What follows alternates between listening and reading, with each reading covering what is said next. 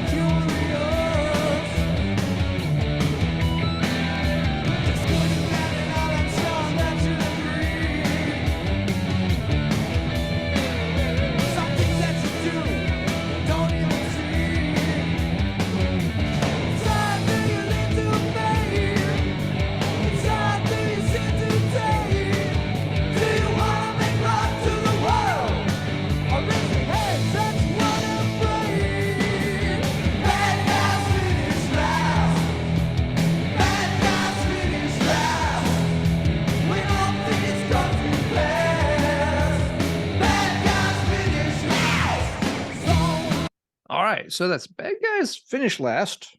Odd name for a band with Murder Suite, and kind of an odd name for a song title by a metal band. You'd think it'd be like, Bad Guys Finish First, because we murder in our hotel room. I don't fully know what's going on. The song, it's interesting. It's got a kind of one foot's in glam a little bit, and they're rocking some of the bandanas and stuff here, but it's 1985. They're supposed to look like that. No, you can't look like that today. That would not work. Vintage is in, but not this kind of vintage. That's not in today. But the song's also reasonably heavy. It's not poison level fluffy glam pop stuff. So it's, kind of straddling the line a little bit between heavy metal and party metal. Let's see what the flip side has to offer. This one's called Laugh Now, Cry Later.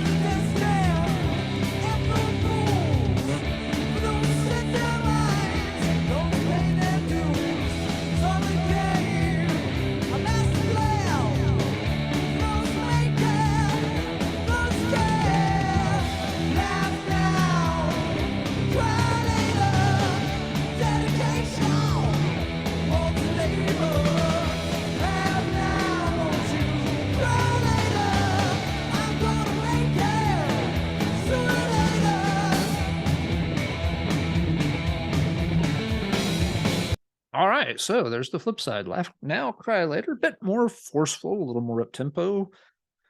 You can bang your head to these. It's not Slayer, you're not going to sacrifice small, cute, fluffy animals while playing this in the background or something. But you're not going to hear it on, FM radio tacked in between Bon Jovi and Winger songs either. Murder Suite seemed to be operating again, a little bit in that in-between zone. I usually think of this as like the WASP zone, where there's a little bit of an appeal to a wider audience possible there, but there's also enough heaviness going on that it's going to scare some of that audience away at the same time. So the Murder Suite single, not much else to say about it. 1985 release, Connecticut, comes in the red picture sleeve, easy to spot design on the front of it. The band does not seem to have recorded anything else. I don't think the members have gone into any other projects. If you know otherwise, please leave a comment down below and fill me in. It's always very cool to read comments from folks where they know that, hey, these guys actually did pop up and made a couple of demo tapes after that. They just don't show up online anywhere. Or, hey, one of these guys did go on and got, play in another band from Connecticut a year or two afterwards. That stuff is cool to know. I dig around. I check a couple of different websites for information on these things, but I don't know it all. I can't look, in every nook and cranny of the internet. So it's always cool to have folks add information in the chat so that everyone can read it and learn more about this stuff. The Murder Suite single, in terms of rarity, it's relatively rare. It's not a holy grail kind of item, but it's not something that is going to turn up on eBay every month either. So one of those kind of in-between things. The price, I have seen some copies get a little expensive. I've also seen copies stay at a much more reasonable price. So it's kind of back and forth, but it's a decent single. I do like that one, and hopefully you did too. All right, moving on to our second entry for this video. We've got a much plainer looking single. This is on Hit City Records, and it's got black print on a dark green label. That's not a good combination. Want to make sure people can read the records that you're making. The band is called Once Upon a Time. I believe they were from the North Carolina area, and this came out in 1989 is the date I'm finding online. So I don't have anything to contradict that. We'll go with 1989, though there's not a lot of information out there about this one. This one has I'll Take My Time on one side, and that's going to be the first song we'll check out. I'll play clips of both of these because this is not a single you'll come across except maybe once upon a time. Yeah, I did that. I'm sorry. Let's just play the clip. I'll Take My Time by Once Upon a Time.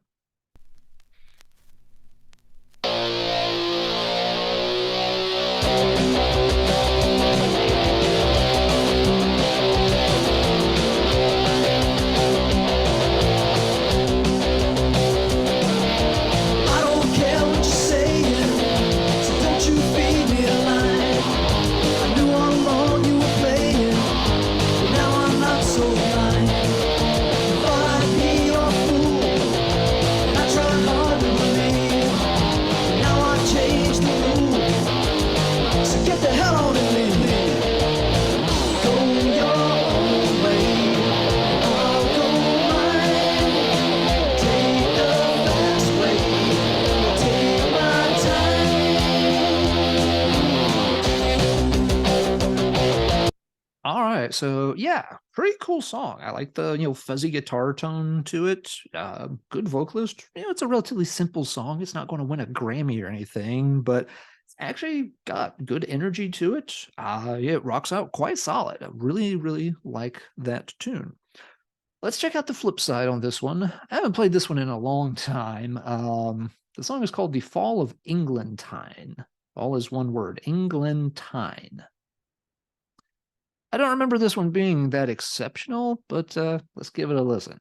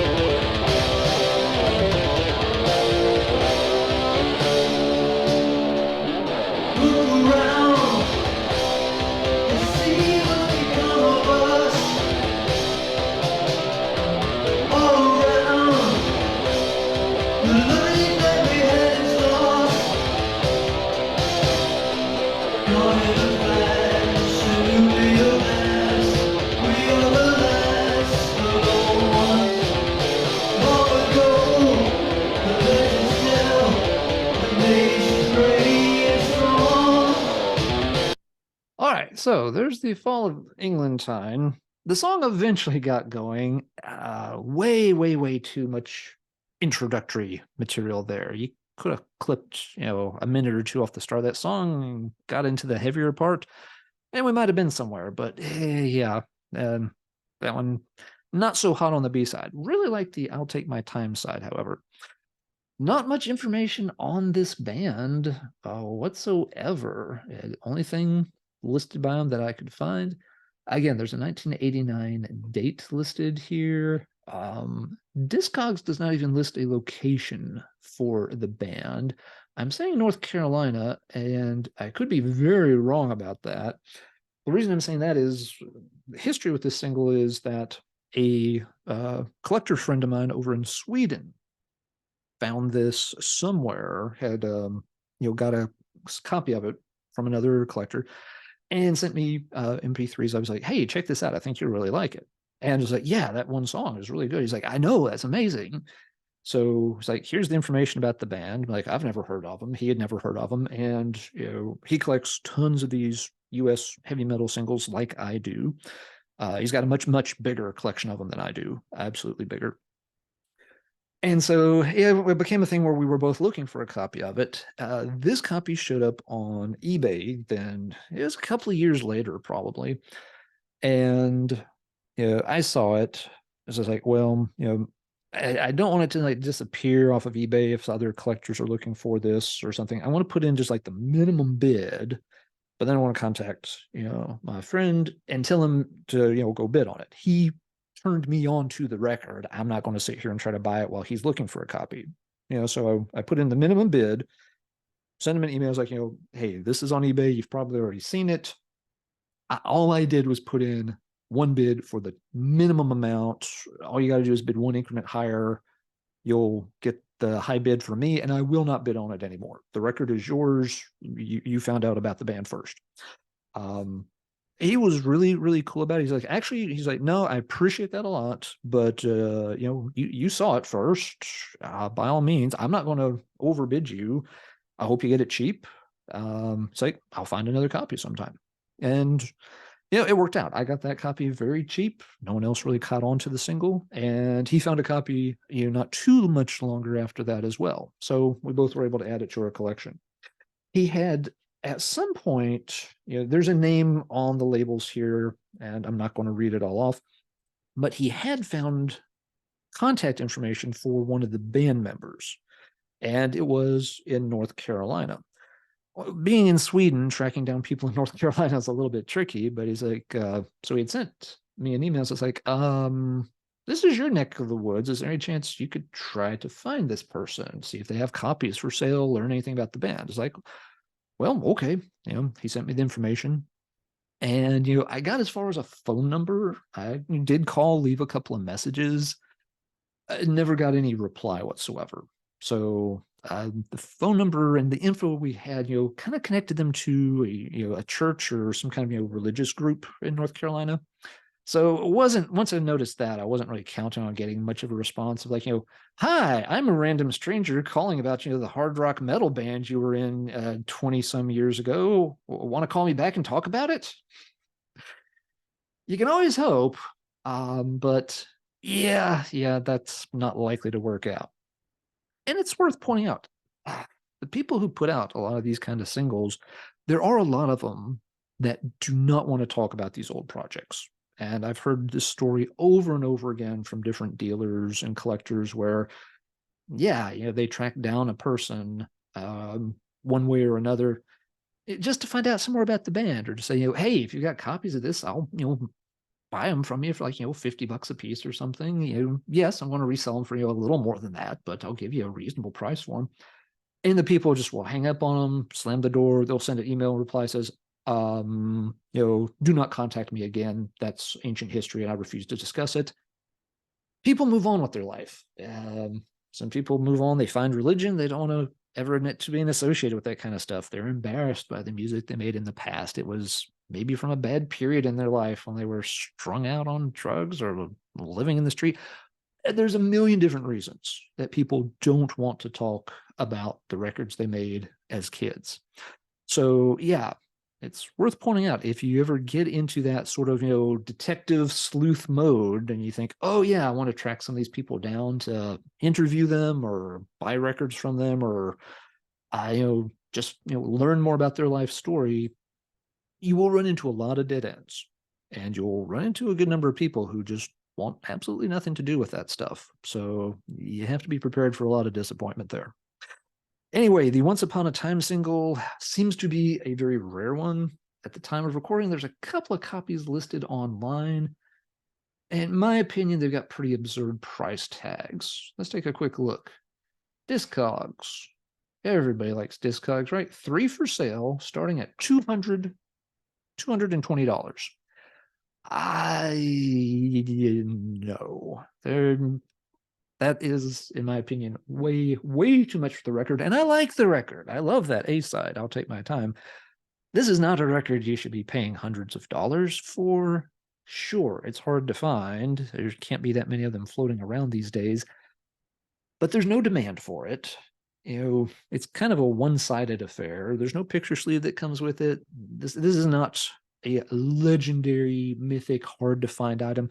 This isn't like the Paradox 12-inch where everybody, as soon as they're 12 years old and they get their first Motorhead patch, somebody sits them down. It's like, now let me tell you about the Paradox EP. There's only 50 of them that ever made it out of the pressing plant, and it's a holy grail. And if you find one, you can buy a house in the clouds made of solid gold. Blah blah blah. This is not that kind of record. If you can find a cheap copy, if you like the song, sure, pick it up. Don't feel like this is something you have to spend a huge amount on. I don't think it's worth that kind of price whatsoever. Price is very subjective. If somebody's out there who's got tons of money and really loves the song and just wants to get it right away, it's there. You can buy it.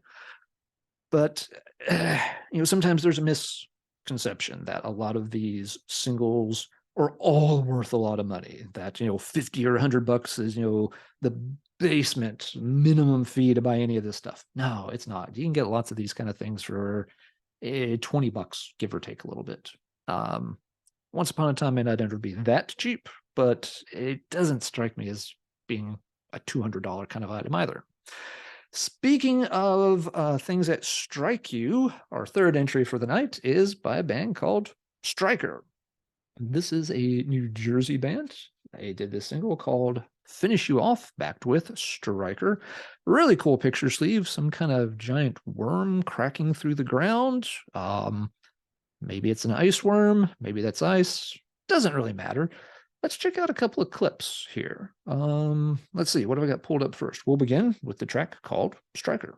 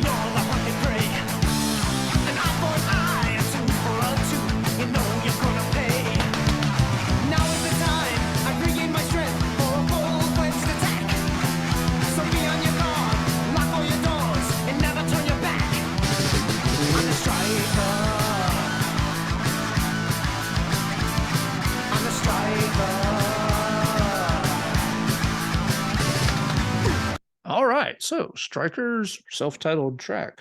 Cool guitar tone, nasty little guitar riff towards it. Yeah, I like the vocals, got kind of a good sneer to them. Sounds kind of a rough, ready, raw type of affair. Yeah, relatively simple in terms of music, but a cool tune, I dig. Let's see. The flip side, Finish You Off. Let's see what that one sounds like.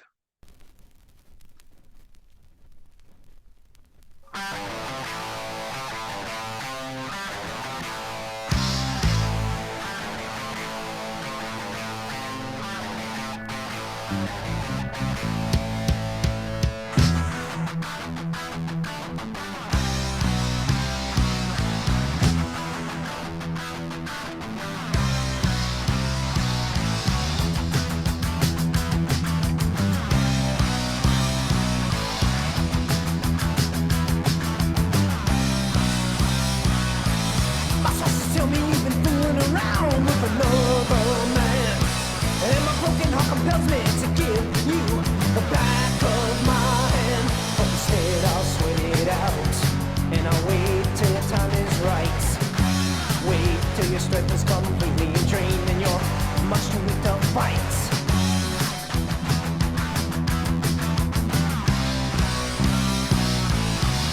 All right, so Finish You Off, operating in the exact same style as the A-side, Striker. Cool single, like this one quite a bit. The picture sleeve leaves very little doubt that if you pick this up, you're going to get some kind of heavy metal album inside. This isn't going to turn out to be some kind of 80s alternative pop or synth wave or reggae or anything. So it's like giant worm, break out of ground, guitar on the back with a snake head. It's going to be a heavy metal thing, and it's one that I like. Not, again, much known about the band. There's only one band member's name I've found listed online.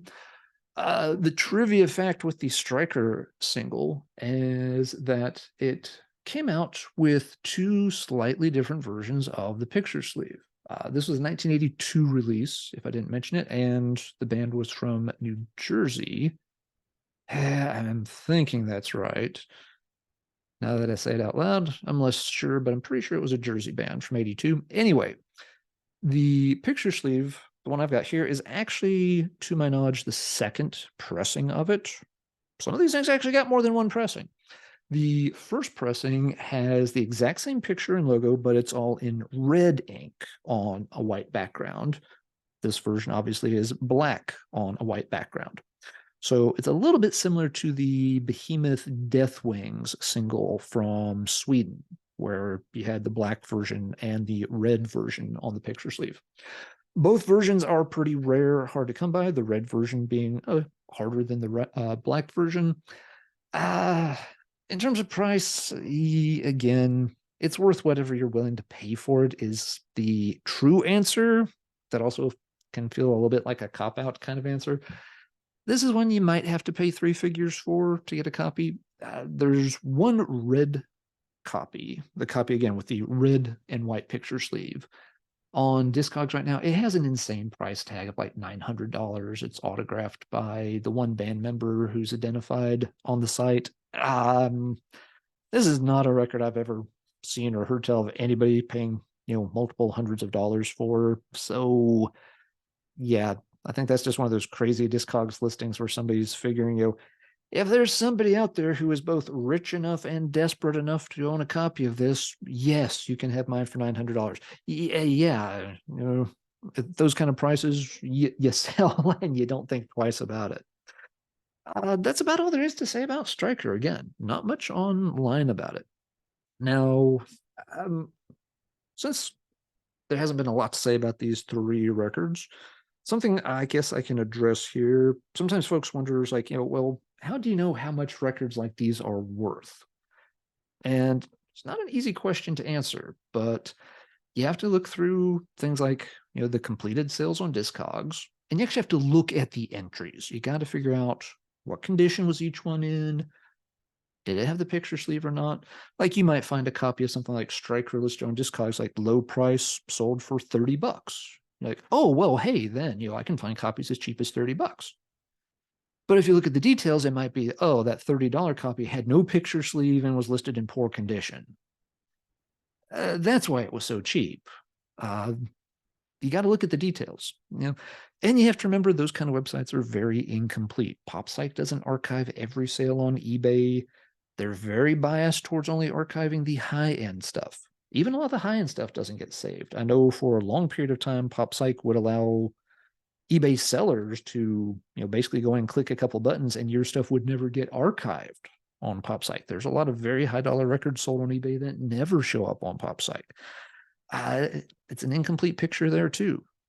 Uh, a lot of it, unfortunately, is just experience you have to build up over time, getting a feel for what records people are really interested in that show up on a lot of want lists that people are asking about all the time, and which ones might be rare but nobody seems to care about. Myself, I've archived a lot of auction listings myself over the years. It's not something I do a lot of over the past handful of years. But there was a good 10-year window there where I kept written records of lots of the auctions that I would see occurring, so that I had a little more complete picture of what things were selling for. An example of this, just kind of tacking this on here, some extra material. I've shown this before, and folks have asked, "What the heck is that?" This is a book that someone has been working on getting published that features a lot of the 7-inch singles from the US and Canada from the 1980s and some 1990s stuff too.